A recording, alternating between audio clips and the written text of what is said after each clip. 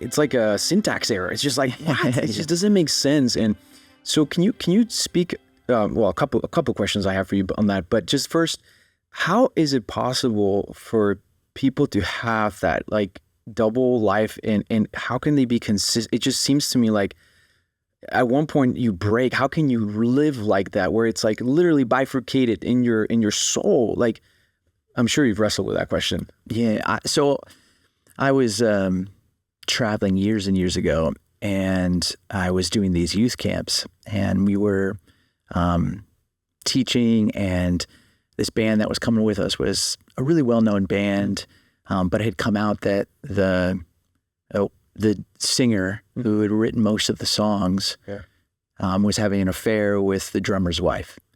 And I'll never forget, one of the guitarists came up to me and was like, how could this happen? He writes the best songs about grace. And I remember just saying this, of course he does, because he needs that to be true. And I think what our understanding of grace is typically pretty small. I believe that grace is going to find you, but grace is going to find you out.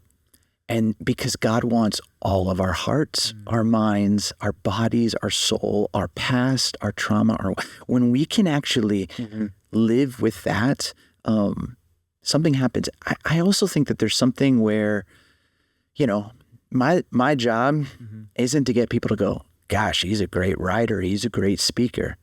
My job is for people to look at me and say, man, there's something different about him, and allow me to say that difference is Christ. That difference is the Spirit. That difference is being someone who walks in the love of God.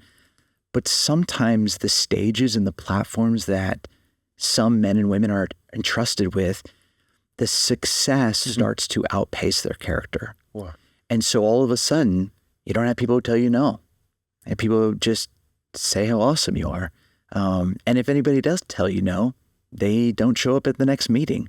And you just kind of surround yourself with yes people, and everything becomes about you. And that's not how it was early on. Early on, it was about the mission. It was about Christ. It was about building the local church. And this is why you have to remember, nobody drifts towards holiness. Nobody gets caught in like a current and goes, the most wild thing, like I'm more humble, I'm more patient, like I am holy. Yeah. It doesn't happen. And so you have to work and make decisions against yourself, because when you have power, people are going to want to just continue to give it to you. Yeah. And sometimes you have to make sure, is my character willing, able, strong enough, dependent enough on the Lord to handle this success well? Because if you're not, that fall is really, really crushing, not just for you, but the collateral damage for everyone around you. Yeah. Wow. What a lesson. Thank you for explaining that so well.